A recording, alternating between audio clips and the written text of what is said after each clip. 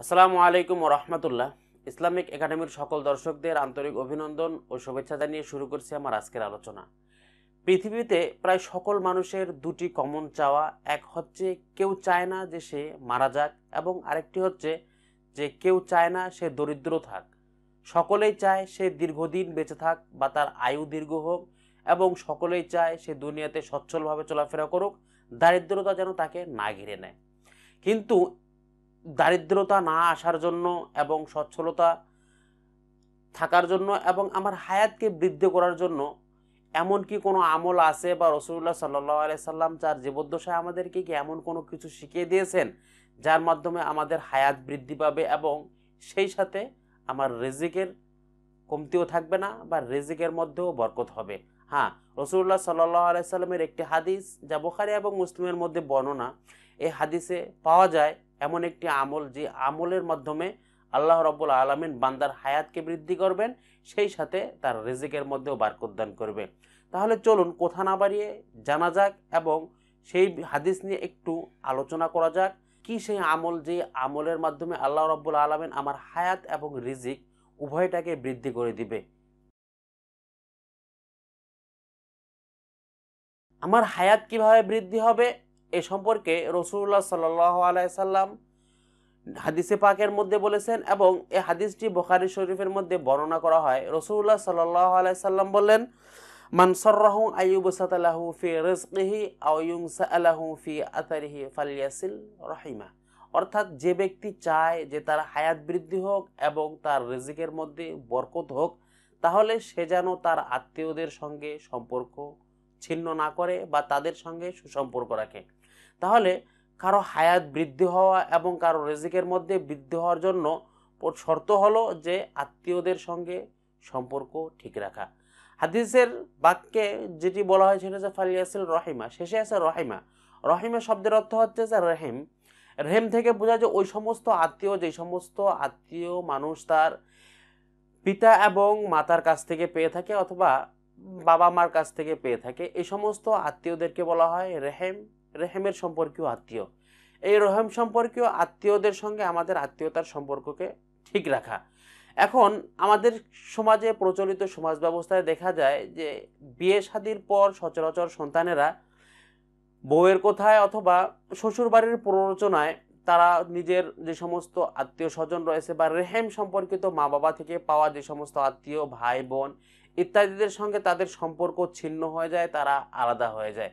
এর ফলে দেখা যায় যদিও তারা চায় যে দুনিয়াতে তারা সচ্ছলভাবে জীবনযাপন করার জন্য বা সুখে শান্তিতে থাকার জন্য তারা আলাদা হয়ে যায়, কিন্তু তারপরও তাদের জীবনে কোনো সময় সুখ আসা সম্ভব নয়। কেননা আল্লাহ রসুলের ভবিষ্যৎবাণী কোনো সময় মিথ্যা হয় না, যেহেতু রাসূলুল্লাহ সাল্লাল্লাহু আলাইহি সাল্লাম বলেই দিয়েছেন যে আত্মীয়তা সম্পর্ক ছিন্ন করার দ্বারা, রেহেমের আত্মীয়দের সম্পর্ক ছিন্ন করার দ্বারা মানুষের হায়াত এবং রিজিক কোনো সময় বৃদ্ধি পাবে না।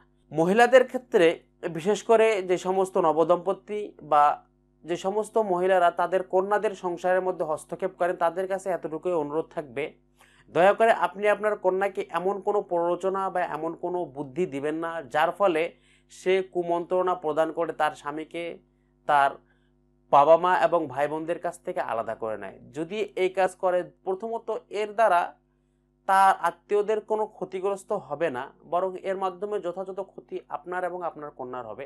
প্রথমত এর মাধ্যমে আপনার মেয়ের জামাইয়ের হায়াত কমে আসবে, যার ফলে সে অল্প বয়সে বিধবা হবে, এবং দ্বিতীয়ত হচ্ছে তার পরিবারের মধ্যে অসচ্ছলতা থাকবে, সুতরাং তার পরিবারের মধ্যে সুখ থাকবে না। আপনি আপনার মেয়েকে তার পরিবার থেকে আলাদা করার জন্য যে সমস্ত কুমন্ত্রণা প্রদান করতেছেন, এই সমস্ত কুমন্ত্রণা তার ভালোর জন্য প্রদান করলেও বস্তুত এটি তার জন্য অমঙ্গল নিয়ে আসছে। তো এই হাদিস থেকে আমরা জানতে পারলাম যে মানুষের যদি হায়াত বৃদ্ধি করতে চায় এবং কেউ যদি চায় তার রিজিককে বৃদ্ধি করতে, তাহলে তার জন্য করণীয় হলো যে আত্মীয়দের সঙ্গে বা রেহেমে সম্পর্কিত আত্মীয়দের সঙ্গে সুসম্পর্ক বজায় রাখা। এখন এখানে কিছু প্রশ্ন থেকে যায় যে আমরা জানি বা তকদিরের উপর বিশ্বাস এটি হচ্ছে ইমানের একটি অন্যতম শর্ত। যদি কারো তকদিরের উপর বিশ্বাস না থাকে তাহলে তার ইমান থাকবে না। তকদিরের উপর বিশ্বাস, যে তকদিরে যা কিছু ভালো মন্দ হয়, রিজিক এবং হায়াত সব কিছু আল্লাহ রাব্বুল আলামিনের পক্ষ থেকে আগে থেকেই লিপিবদ্ধ করা, তাহলে কোনো নেক আমল করার দ্বারা এটা বৃদ্ধি হবে আবার কমে যাবে, এটা কিভাবে সম্ভব? এই চিন্তা আমাদের মধ্যে যেরকম আছে, রাসূলুল্লাহ সাল্লাল্লাহু আলাইহি সাল্লামের সাহাবা একরামদের মধ্যেও ঠিক এরকম ভাবেই চিন্তা ছিল। এক সাহাবী রাসূলুল্লাহ সাল্লাল্লাহু আলাইহি সাল্লামকে জিজ্ঞাসা করে, ইয়া রাসূলুল্লাহ, আমরা দুনিয়াতে অসুস্থ হওয়ার পর আমরা যে সমস্ত ওসিলা গ্রহণ করি, কোনো জায়েজ ঝাড়ফুঁক অথবা দাওয়া অথবা বিভিন্ন রকম খেদমত গ্রহণ করে থাকি, এই সমস্ত খেদমত গ্রহণ করার দ্বারা আমাদের হায়াত কি বৃদ্ধি হবে? যদি এই সমস্ত জিনিস গ্রহণ করার দ্বারা আমাদের হায়াত বৃদ্ধি না হয়, আল্লাহ রাব্বুল আলামিন আমাদের জন্য তাকদীরে যা লিপিবদ্ধ করে রেখেছেন সেটাই যদি বাস্তবায়িত হয়, তাহলে এই সমস্ত জিনিসের প্রয়োজন কি? আর যদি এটি করার দ্বারা আমার হায়াত বৃদ্ধি হয়, তাহলে আল্লাহ রাব্বুল আলামিনের তাকদীরের মধ্যে যে নির্দিষ্টতা রয়েছে এই নির্দিষ্টতাও ঠিক থাকলো না।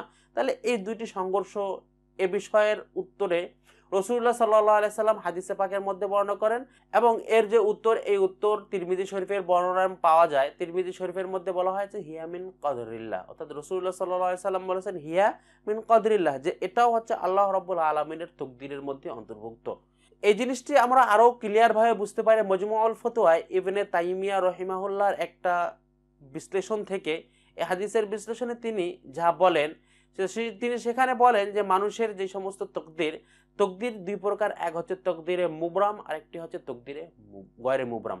অর্থাৎ তকদিরে মুবরাম হচ্ছে চূড়ান্ত নির্ধারিত তকদির, এবং আরেকটি হচ্ছে যে খসড়া, অর্থাৎ যেটি এখনো পরিপূর্ণভাবে চূড়ান্ত করা হয়নি।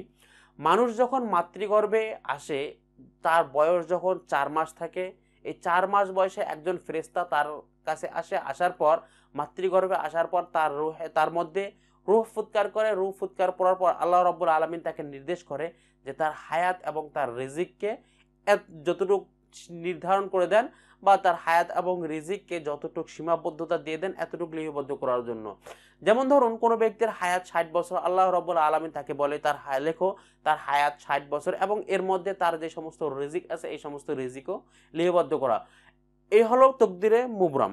এবং তকদিরে গয়রে মুবরাম যেটা, সেটা হলো এই যে 60 বছরের তার হায়াত লেখা হলো, এবং এর সঙ্গে আল্লাহ রাব্বুল আলামিন আরেকটু বললো যে তার হায়াতকে তুমি 70 বছর লিখে রাখো, এবং সঙ্গে লেখা রাখো কিছু শর্তগুলো হলো কি, যদি সে দুনিয়াতে ভালোভাবে চলে অথবা সে যদি ভালোভাবে চিকিৎসা করে, তাহলে বাকি যে আরো 10 বছর অর্থাৎ 70 বছর, এই 70 বছর বাকি 10 বছরের হায়াত তার বৃদ্ধি পাবে। সুতরাং এই বর্ণনা থেকে আমরা বুঝতে পারি তকদির দুই প্রকার, একটা হচ্ছে তকদিরে মুবরাম, আর একটা হচ্ছে তকদির গয়রে মুবরাম। যদি আমরা ভালো কাজ করার দ্বারা এবং নেক আমল করার দ্বারা আমাদের হায়াত বৃদ্ধি হয়, তাহলে সেটিও আল্লাহ রাব্বুল আলামিনের এলেমের মধ্যে, বা সেটিও আল্লাহ রাব্বুল আলামিন আমার তকদিরের মধ্যে লিপিবদ্ধ করে রেখেছেন। এবং যদি আমি এই সমস্ত নেক কাজ না করি, বা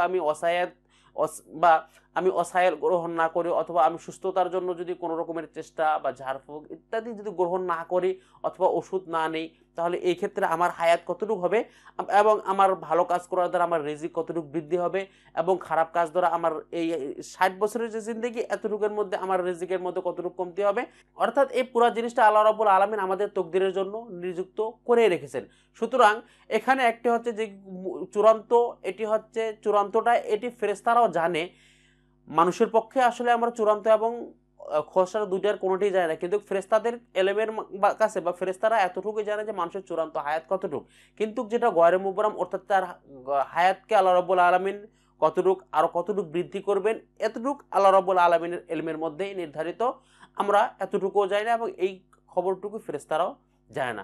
সুতরাং উপরোক্ত হাদিস থেকে বা বর্ণনা থেকে আমরা বুঝতে পারলাম যে দুইটাই, যে আমাদের হায়াত বৃদ্ধি হবে এটি যেরকম সঠিক, এবং আল্লাহ রাব্বুল আলামিনের তাকদীরের মধ্যে যা কিছু আছে এটিও সঠিক। দুটার মধ্যে কোনো ভেদাভেদ বা কোনো রকমের প্রশ্ন থাকে না, কেননা এই দুই জিনিসে আল্লাহ রাব্বুল আলামিন নির্ধারণ করে রেখেছেন। সুতরাং আমার নেক কাজ করার দ্বারা আমার হায়াত কতটুকু বৃদ্ধি হবে, এবং আমার খারাপ কাজ করার দ্বারা আমার হায়াত কতটুকু থাকবে, এটি আল্লাহ রাব্বুল আলামিন নির্ধারিত করে রেখেছেন। উপরোক্ত আলোচনা থেকে আমরা যা জানতে পারলাম, প্রথমত যে কিভাবে আমার হায়াত বৃদ্ধি হবে, এখান থেকে আমরা পেলাম হাদিসের বর্ণনায় যদি কেউ আত্মীয়তার সম্পর্ক ঠিক রাখে তাহলে তার হায়াত এবং রিজিক দুইটাই বৃদ্ধি পাবে। দ্বিতীয়ত হলো যে আমাদের যেই তকদিরের উপর বিশ্বাসে যে ত্রুটিটি পাওয়া যায়, সেটি হলো যে আল্লাহ রাব্বুল আলামিন তকদিরের মধ্যে যদি নিযুক্ত করে রাখে তাহলে এটা কিভাবে সম্ভব। তো এটির আলোচনা পেলাম যে তকদির দুই প্রকার, তকদিরে মুবরাম, তকদিরে গয়রে মুবরাম, দুইটাই আল্লাহ রাব্বুল আলামিনের ইলমের মধ্যে সীমাবদ্ধ। সুতরাং তকদিরের উপর অবশ্যই পূর্ণ বিশ্বাস রাখতে হবে যে আমার হায়াত কতটুকু, এটি আল্লাহ রাব্বুল আলামিন ছাড়া আর কেউ যায় না, বা এটি নির্ধারিত আছে, সেটি আল্লাহই জানে কতটুকু নির্ধারিত আছে এবং কতটুকুর দ্বারা কতটুকু বৃদ্ধি হবে বা কমে যাবে। আল্লাহ রাব্বুল আলামিন এই সমস্ত আমল করার দ্বারা আমাদের সকলকে নিজের হায়াতকে বৃদ্ধি করার এবং নিজের রিজিকের মধ্যে সুষ্ঠু রিজিক বন্টনের এবং রিজিকের বরকতের তৌফিক দান করুক, এবং সেই সাথে আমাদের আত্মীয়তার সম্পর্ককে সঠিকভাবে, আমাদের পারিবারিক এবং আমাদের সামাজিক জীবনযাপনকে সুন্দর সুশৃঙ্খল করে গড়ে তোলার তৌফিক দান করুক। ওমা আলাইনা ইল্লাল বালাগ। ভিডিওটি ভালো লেগে থাকলে অবশ্যই লাইক করবেন, কমেন্ট করে আপনার মতামত জানাবেন এবং বন্ধু-বান্ধবের সঙ্গে শেয়ার করবেন। এছাড়াও আপনি যদি আমার চ্যানেলে নতুন হয়ে থাকেন অবশ্যই সাবস্ক্রাইব করে আমাদের সঙ্গে থাকুন এবং সেই সাথে পাশে থাকা বেল আইকনটিকে ক্লিক করুন, যেন প্রতিটি ভিডিও আপলোড হওয়ার সঙ্গে সঙ্গে এই নোটিফিকেশন আপনার কাছে পৌঁছে যায়। এতক্ষণ সময় দিয়ে ভিডিওটি দেখার জন্য অসংখ্য ধন্যবাদ। আসসালামু আলাইকুম ওয়া রাহমাতুল্লাহ।